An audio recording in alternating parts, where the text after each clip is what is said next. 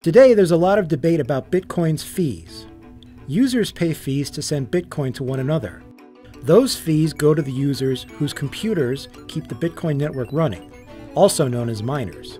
As the demand for Bitcoin transactions has increased, so have fees. And that sparked a wave of debate and disagreement over the role of transaction fees in the Bitcoin network.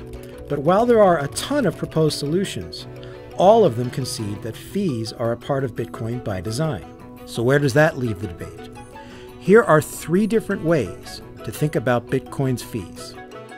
In the early days, Bitcoin's then low fees were touted as a big selling point by evangelists who saw Bitcoin as a payment system like PayPal or Visa.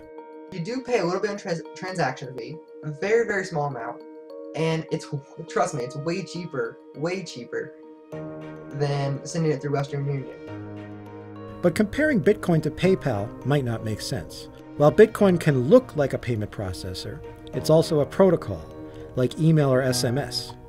When you send a text message or email, you pay a fee to a phone company or ISP to access the underlying protocols. That fee helps those companies pay for the cost of the service. But Bitcoin doesn't have a centralized phone company that maintains it. It just has miners who run the Bitcoin software on their computers. So your fees incentivize those miners to keep the protocol running. But why would you want to pay fees? To answer that, it might help to think about Bitcoin like a concert venue. There's limited space at a concert hall, and the good seats cost more than the bad ones. Bitcoin is the same way. There's limited speed in the protocol, so faster transactions cost more than slower ones.